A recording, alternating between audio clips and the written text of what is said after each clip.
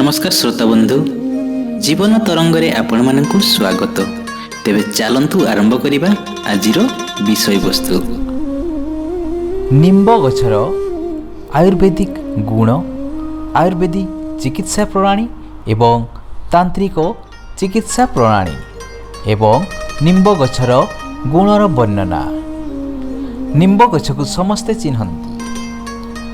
एहाकु डाक्तरी विद्यारे मेलियो अजाड़ीरे लोटा, संस्कृत रे तिक्तक, पचुमर्द, पारिभद्र, पिचुमंद, अरिष्ट, हिंगु, निर्सारण प्रभृति कही थांती।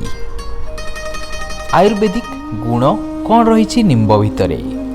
निम्ब शीतबार्ज धारक, लघु, कटुविपाक, वायुनाशक, अग्निमाद्यकारक, तिक्तरस, आहुद्र एवं व्रण, वायु, श्लेषपित्त, अरुचि, अर्श, बमन, जर, तृष्णा, विसर्प, कष्ठु, काश, कुर्मी, दंद्र, कंठु प्रभृति रोग चर्मर विनाशक अटे।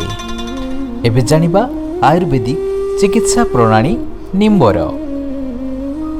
निम्ब गछर छेलिकु किंबा पत्रकु जल संगरे उत्तम रूपे सिझाई सेही जल लाल वर्ण दिसिले ताहाकु ओल्हाई अल्प उष्ण थाउ थाउ सेही जलरे घा धोईदेले एवं निम्ब पत्र को पानी रे बाटी घारे ताहाकु लगाइले किछि सेवन कले जावतीय पुरातन असाध्य घा अल्प दिन रे भल होइथाय।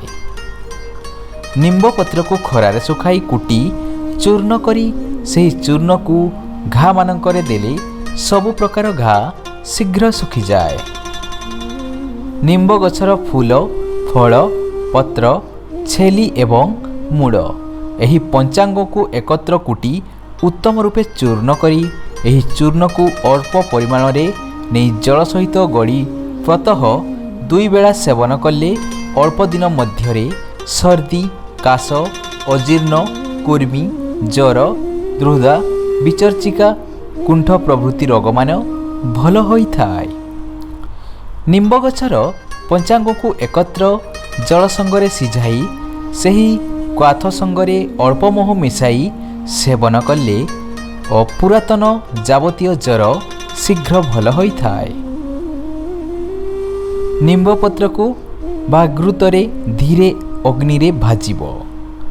भाजु भाजु सेगुड़िक कला होइगले ओल्हाई आनी सेही पड़ा निम्ब पत्र सांगरे आउ किछि घृत मिसाई खाली मर्दन पूर्वक मलम प्रस्तुत करी रखिबो। सेथिरे अल्प परिमाण रे नहीं जेउ कोनसी घारे दिन रे 2 रु 3 थर लगाइले घा शीघ्र शुष्क होई जाए। निम्ब मंजी को सुखाई घणारे पकाई तैल बाहर करिबो। सेही तैलरु प्रतः 2 बुंदा लेखाएं 1 मास पर्यंत निश्चय रूपे ग्रहण करिबो। ताहेले बड़ी पड़ित कष्टुकंठ, बचर्चिका प्रभृति जावतीय चर्म रोग कबलरू रक्षा मिलिथाय। एहा द्वारा इंद्रिय माने सतेज होइथांती। श्वेतकृष्ण, धवल छौ, रक्त छौ, कलाबात, अकटा छौ किंबा सेही छौ उपरे गोटिए होई लम रहु न थाए। तेबे सेही निम्ब तैल को अल्प अल्प नहीं 1 मास पर्यंत प्रतः 2 थर लेखाएं मालिश करिले एसबु रोग भल होइथाय। निम्ब तैलरु अल्प प्रतः नस्य ग्रहण पूर्वक दुग्ध पान कले शुक्लकेश कृष्णवर्ण होइथाय। काछुकुंडिया, मचला, जादू, चमदड़ा, बइंची और विचर्चिका प्रभृति रोगों मानकरे निम्ब तैल लगाइले शीघ्र उपशम मिलिथाय। एबे जानिबा तांत्रिक चिकित्सा विधि निम्बर। शनिवार किंबा रविवार रे पुष्या नक्षत्र हेउथिबा प्रभातरु सर्वांग स्नान परे निम्ब गछर चेर आनी डेउरिया मध्यरे पुराई बाहुरे बांधिले जस मिले देहरु जावतीय रोग विनाश घटिथाय। घर छाड़ी निम्ब मूलरे 31 दिन पर्यंत अहरात्र पाखरे रहिले जावतीय असाध्य कुष्ठ भल होइथाय। गृहर दक्षिण किंबा उत्तर पाखरे निम्ब गछ थिले समस्त प्राणी ଶରୀରରେ କୌଣସି ରୋଗ ପ୍ରବେଶ କରେ ନାହିଁ। ନିମ୍ବ ମଲାଙ୍ଗ ପାଖରେ ଥିଲେ ସର୍ବବିଷକୁ ଭୟ ନଥାଏ।